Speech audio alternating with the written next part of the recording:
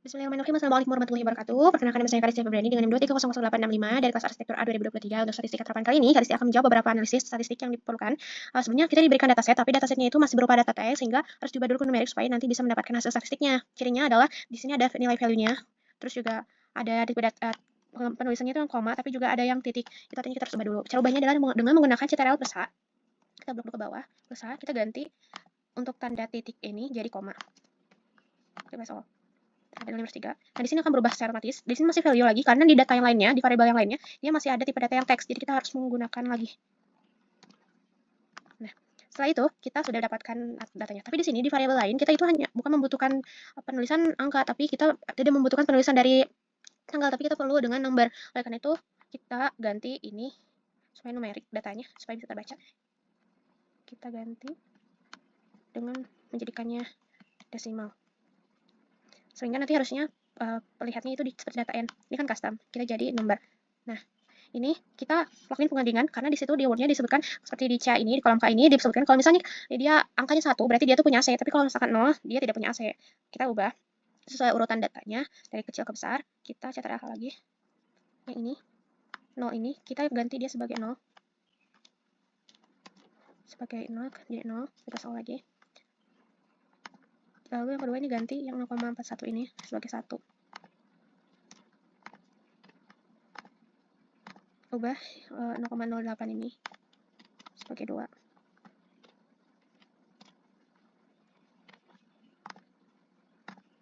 Lalu urutan selanjutnya itu ada di 0,13 ini. Ubah jadi 3.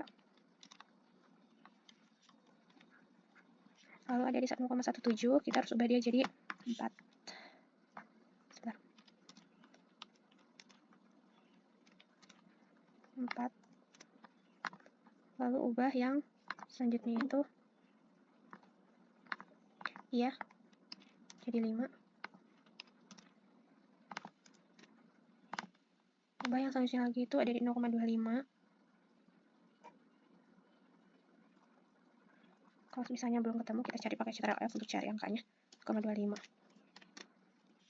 Ya, di sini kita nanti copy, terus kita masuk CTRL H lagi. Ini ubah jadi 6. Jadi 6. Nah, sehingga udah dapat lah seperti ini. Kita ubah aja ininya, angkanya, komanya dibuang aja.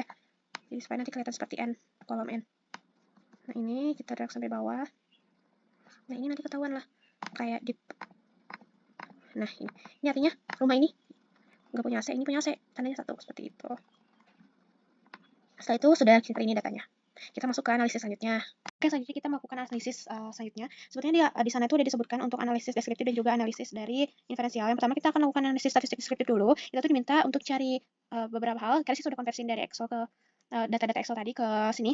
Sehingga didapat dari sini sama seperti data tadi, sama tadi. Nah, ini untuk data view itu untuk masukkan input dari datanya itu sendiri. Kita masuk ke variable view untuk setting. Nah, untuk di sini Karisya sudah masukkan, ini semuanya sudah numerik semua. Kita harus pakai data numerik supaya nanti bisa di SPSS. Untuk labelnya Karisya sudah berikan nama seperti ini. Untuk measure tipe datanya tuh, di sini ada scale untuk cell lot dan juga value square meter. Nah, itu kan scale karena ini datanya kalau kita misalkan kita lihat, dia itu angka yang tertinggi. Sebenarnya itu rasio kalau misalkan kita lihat itu, setelah kita diskusi dengan Ibu Ilham juga, kalau di SPSS itu dia tipe data tertingginya ada di scale, sehingga scale itu seperti rasionya gitu. Karena itu kita menggunakan tipe data ini. Cirinya kenapa? Cirinya adalah seperti ini nih datanya. Dia banyak. Dia itu sebetulnya rasio gitu. Dan juga pasti ada tingkatannya gitu. Terus yang kedua ada bedrooms. Selain bedrooms itu ada juga bathrooms dan juga stories. Stories ini, tiga data ini merupakan data nominal karena sebetulnya dia hanya menunjukkan jumlah kamar saja, tapi dia tidak mengartikan tingkatan-tingkatan tertentu. Jadi dia hanya nominal saja untuk menunjukkan dirinya. Terus ada data ordinal di sini karena di wordnya juga sudah disebutkan coding-coding tertentu. Misalkan untuk 0 itu punya arti sendiri dibandingkan 1, dan itu artinya ada tingkatan-tingkatan tertentu. Contohnya di sini di AC. Untuk di AC ini kan di rumah yang ada AC-nya, berarti otomatis kalau misalkan kalau kisahnya adalah rumah yang mempunyai AC itu pasti harganya atau kualitas rumahnya itu lebih mewah dibandingkan dengan yang tidak punya AC. Nah, contoh lainnya ada di regression. Ini adalah lokasi yang dekat kota untuk 1 dan tidak dekat kota itu untuk 0. Itu artinya apa? Artinya ada hubungan juga dengan location.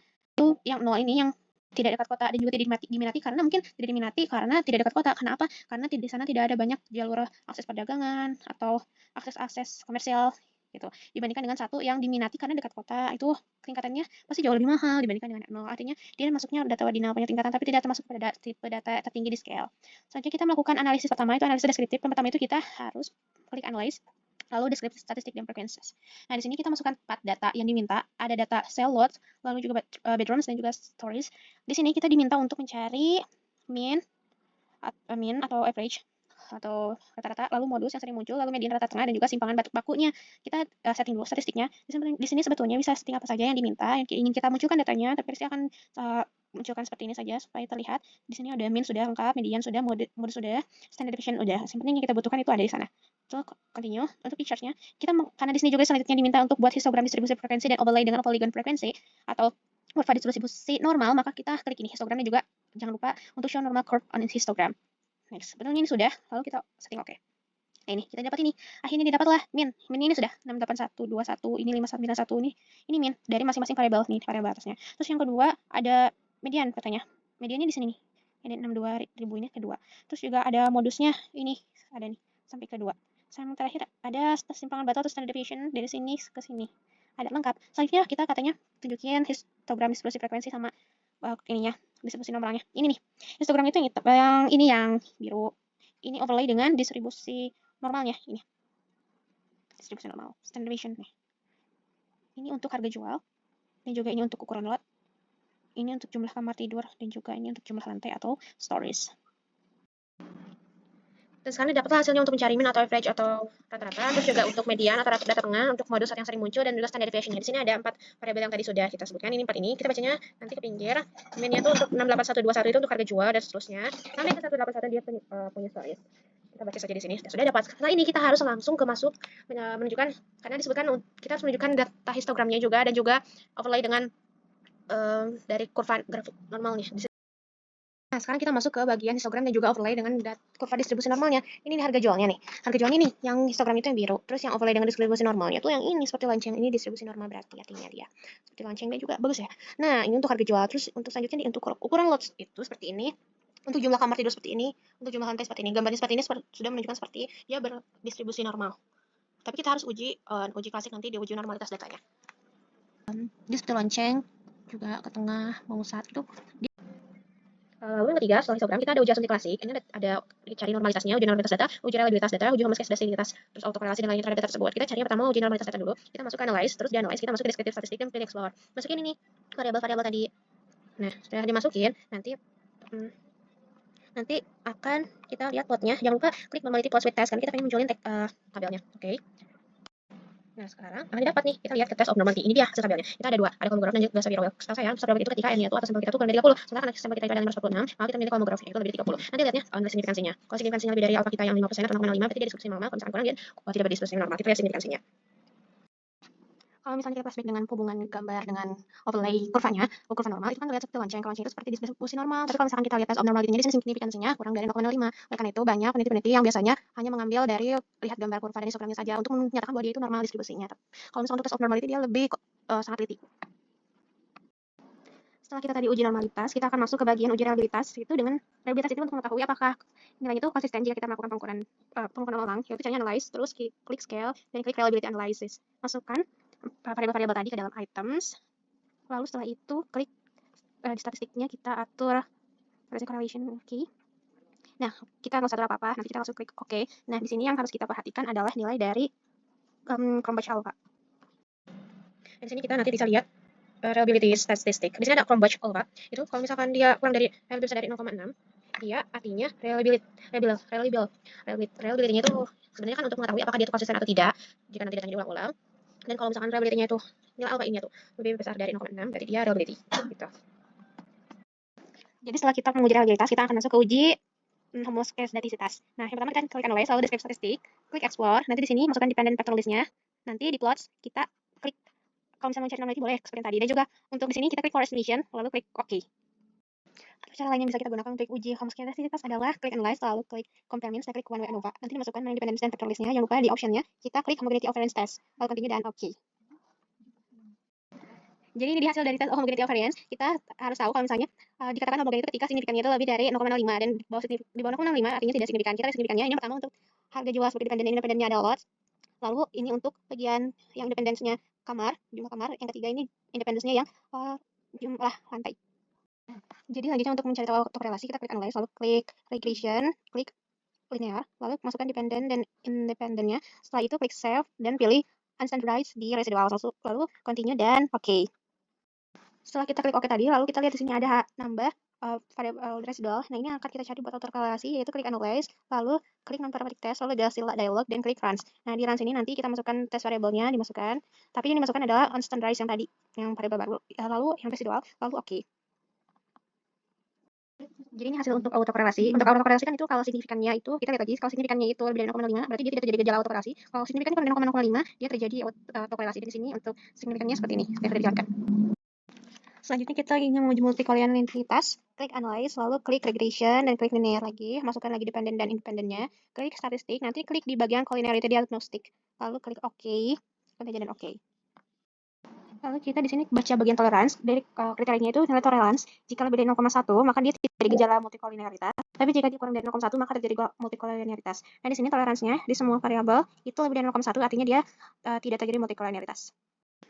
Lalu selanjutnya kita diminta untuk mencari korelasi di Q1, kita klik analyze, lalu klik correlate, bivariate, dan di sini kita masukkan 4 variabelnya itu. Nah, di sini kita ingin mencari tahu apakah Pearson atau Spearman, karena sebelumnya kita sudah tahu kalau misalnya banyak peneliti yang sebetulnya hanya melihat histogram dan kurva normalnya itu bisa terlihat lonceng itu seperti dia dianggap normal, maka kita bisa pakai Pearson. Tapi setelah kita uji ternyata dia hasilnya lebih spesifik dan dia itu hasilnya tidak berdistribusi normal, maka kita bisa pakai Spearman.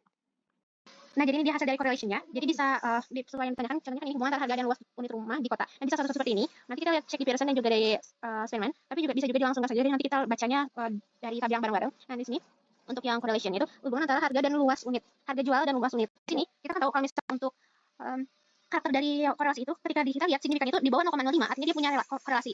Nah, di sini untuk nilai signifikannya dia di bawah 0,05, artinya dia punya korelasi. Dan untuk mengetahui bagaimana kuat atau lemahnya korelasi itu kita lihat di bagian correlation. Di sini ada 0,165, artinya dia punya korelasinya yang terhitung lemah. Lalu yang kedua, kita itu diminta untuk hubungan antara harga dan jumlah ruang. Harga dan jumlah ruang di sini. Jumlah ruang di sini signifikansinya di bawah 0,05, artinya punya korelasi.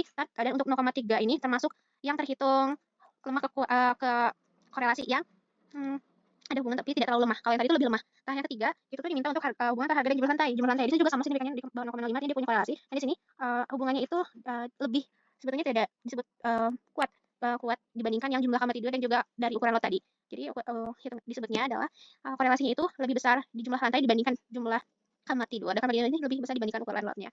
Jadi kalau yang ukuran lot ini korelasinya sangat lemah. Kalau ini lemah jumlah kamar tidurnya dengan jumlah kamar tidur. Nah, kalau di sini disebutnya mau masuk ke kuat gitu. Dan selanjutnya di analisis yang Spearman itu sama seperti tadi, cuma dia angkanya itu yang beda. Kalau misalkan harga jual dengan ukuran lot, dia itu lebih besar dari tadi. Tapi dia sama, tiga-tiganya itu punya korelasi karena di bawah 0,5. Kalau untuk ukuran lot, dia itu masuknya kuat korelasinya gitu antara harga jual dan ukuran lot. Nah, kalau misalnya untuk yang harga jual dengan jumlah kamar, dia kehitungnya lemah. Nah, dan juga jumlah lantai sama harga jual juga dia kehitungnya lemah. Tapi tadi ada yang kalau di korelasi yang kita Pearson, dia itu sangat lemah.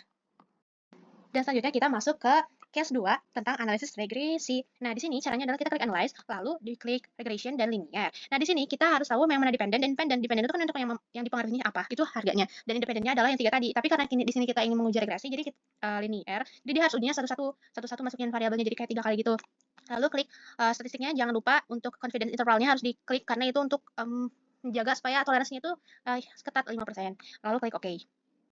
Oke, jadi ini hasilnya. Kita tadi masukkan untuk yang pertama pengaruh antara luas terhadap harga unit. Untuk luas ini termasuk bagian independen dan juga harganya itu dimasuk independen. Nah, di sini kita lihat di modal sumbernya di adjust R square-nya dikali 100, kita dapat 2%. Dikali 100% dapat 2%. Itu artinya adalah mengindikasikan bahwa variabel independen ini, ukuran lot ini, itu memprediksikan sebanyak 2%, 2,6% dari variabel independennya yaitu harga jualnya. Nah, kita lihat di koefisiennya. Kita itu untuk dasar pengambilan keputusan itu ada di bagian T dan juga signifikannya. Kita untuk melihat koefisien dari nilai regresinya itu di sini di standardized coefficient data di 0,165. Di sini di T-nya kita bisa lihat T dan juga signifikan. Kita kalau lihat signifikan, ketika signifikan itu ada di bawah 0,05, artinya si independence tadi lot itu berpengaruh terhadap variabel dari harga jualnya. Dan di sini untuk lotnya itu dia itu ada di bawah 0,05, artinya dia variabel independence itu berpengaruh terhadap nilai regresinya, terhadap nilai independennya. Nah, sekarang di T-nya itu di sini disebutkan bahwa harus T-nya itu untuk T lebih dari besar, hitung ini lebih besar dari tabel, maka artinya dia berpengaruh terhadap nilai Y. Sebenarnya kalau lebih kecil berarti dia tidak berpengaruh. Dan di sini dilihat T tabelnya itu ketika kita dapat untuk 546 itu sekitar di 1,965. Nah, di sini T-nya itu lebih besar daripada 1,965, artinya keduanya ini, artinya yang ini menunjukkan bahwa independence dari harga lotnya ini berpengaruh terhadap variabel dari harganya itu sendiri.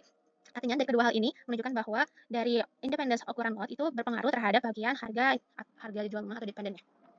Oke, selanjutnya kita masuk ke regresi yang selanjutnya. Hasilnya sederhana tapi beda. Pengaruh jumlah ruang terhadap harga unit sekarang independennya berubah jadi jumlah ruang itu. Karena itu di sini kita melihat dulu di bagian modal sumbernya, lihat adjust R square-nya dikali 100, dia ada sekitar 13%. Jadi artinya variabel independen yang jumlah ruang ini mengindikasikan bahwa memprediksi sebanyak 13%, 13,3% variabel data dependennya atau harganya. Nah, kita lihat di bagian koefisiennya, kita lihat nilai signifikan dan T-nya. Signifikan itu di bawah 0,05, artinya dia variabel X itu atau variabel independennya itu yang jumlah kamarnya itu mempengaruhi nilai harganya, harga jual rumahnya. Dan juga di T-nya. T-nya itu kan kita tadi udah tahu kalau misalnya di bagian tabel itu sekitar 1,965 dan di sini lebih dari 1,965 T-nya, maka artinya dia betul-betul sama mendukung bahwa nilai dari variabel X atau variabel X di sini adalah independennya itu jumlah kamar, dia mempengaruhi nilai dari harga jual rumahnya.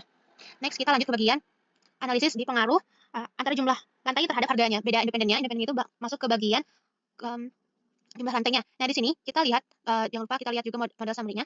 Di modal summary-nya, kita lihat adjust R square-nya, dia kalau dikali 100% itu 17,6%. Artinya, variabel independen dari jumlah lantai ini mengindikasikan 17,6%, memprediksi sebanyak 17,6% variabel data dari variabel dependennya harga jualnya. Kita lihat koefisiennya, ini signifikannya sama-sama di bawah 0,05. Artinya, dia variabel independen bagian jumlah lantai ini mempengaruhi nilai harga rumahnya. Kita lihat di T-nya. Di T-nya juga sama, dia lebih besar dari tabelnya yaitu 1,965. Artinya, dia sama-sama mendukung signifikannya yang membenarkan bahwa nilai variabel dari independen yang jumlah lantai ini mempengaruhi. Di T-nya juga sama seperti itu. Artinya, variabel independen yang jumlah lantai ini mempengaruhi nilai dari dependen harga jualnya.